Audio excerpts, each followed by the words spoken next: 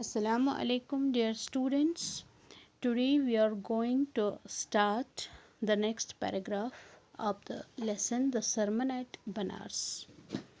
The next paragraph starts from here. The Buddha said, "The life of mortals in this world is troubled and brief and combined with pain. For there is not any means by which those that have been born can avoid dying. After reaching old age, there is death. Of such a nature are living beings." So, today's lecture, in this lecture, there is a message from Buddha. So, let's start what the message is. तो आज के lecture में बुद्धा ने कौन see message दी है? इससे पहले जो हमने ऑफलाइन लेक्चर में आपको बताया किस्सा गौतमी जो एक लेडी थी उसकी स्टोरी, उससे हमें पता चलता है कि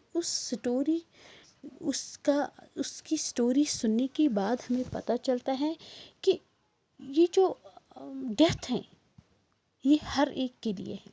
जो इस दुनिया में आता है तो उसके बाद उसको मरना ही मरना है, न इसके लिए कोई ट्रीटमेंट है न कुछ।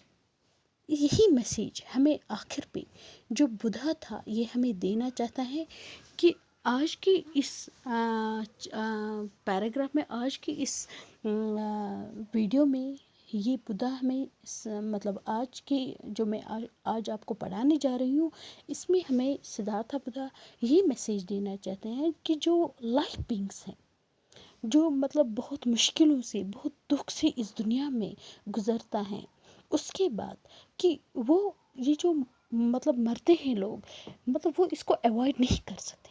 जो इस दुनिया में आ जाता है मतलब ओल्ड एज के बाद उसको इस दुनिया से जाना ही जाना है। Because life is certain, death is common to all, मतलब वो इसको हम रोक नहीं सकते।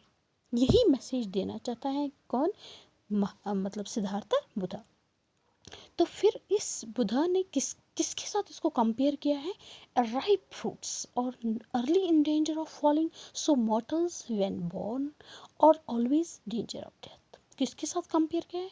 राइप फ्रूट्स, पके हुए मेवों के साथ। जिस तरह इन मेवों को हमेशा खतरा होता है गिरने का, तो इसी तरह जो मॉर्टल्स, जो ह्यूमन बीइंग्स इस दुनिया में आ जाते हैं, जब वो बॉर्न होता है तो उनको मतलब पैदा होने के बाद हमेशा खतरा ही रहता है मरने का। तो वो एक ना एक दिन उनको मरना ही मरना होता है, इसलिए कंपेयर किया है इन राइप फ्रूट्स के साथ। और नेक्स्ट दूसरी एग्जांपल दी है अर्दर्न वेसल्स। क्या? As all the अर्दर्न vessels made by the Potter and in being broken, so is the life of mortals, both young and adult, both those who are fools and those who are wise, all fall into the power of death, all are subject to death. तो किन के साथ compare किया? अर्दर्न vessels, जो मतलब जो एक Potter होता है जो वो मिट्टी के बर्तन बनाता है, तो उन मिट्टी के बर्तनों को हमेशा खतरा होता है टूटने का। इसी तरह जो इंसान जो इस दुनिया में आ जाते हैं उनको हमेशा होता है मतलब उनकी मतलब डेथ उनके लिए मतलब कॉमन है, वो उनको मरना ही मरना है, उनको एक दिन ये दुनिया छोड़कर जाना है। चाहे वो छोटा है चाहे वो बड़ा हो, तो चाहे कोई वाइज हो, दाना हो, चाहे कोई बेवकूफ़ हो, सबको एक दिन मतलब डेथ का सामना, मरने का सामना करना ही करना है। तो डेथ सबों के लिए है। Of those overcome by death depart from life, a father cannot save his son, nor kinsman their sons.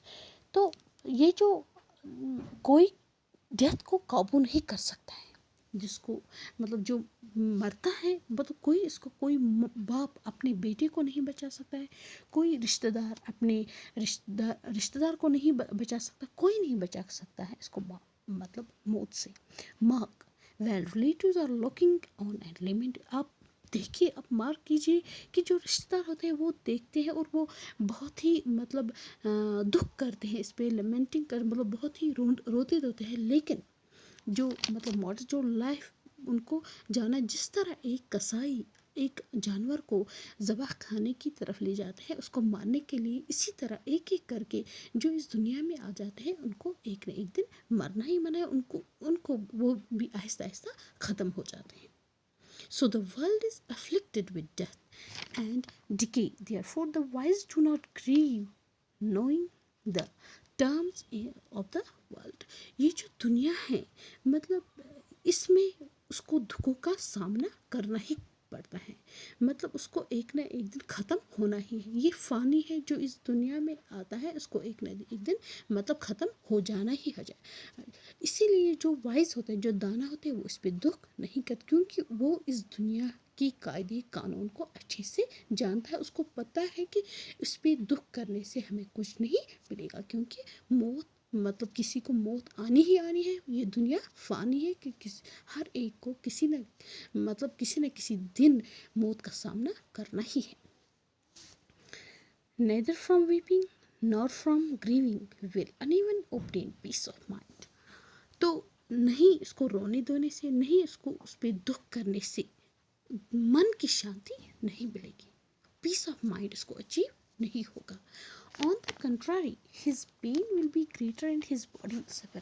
تو اس کے برعکس اس کو کیا ہوگا، اس رونے دھونے سے اس کی جو مطلب اس کی باڈی کو اور مشکلات کا سامنا کرنے پڑے، لیکن جو مرتا ہے وہ اس سے واپس نہیں آ جائے گا. ہی ول میک ہمسیلف سک اینڈ پیل. اس رونے دھونے سے وہ بیمار ہی پڑ جائے گا.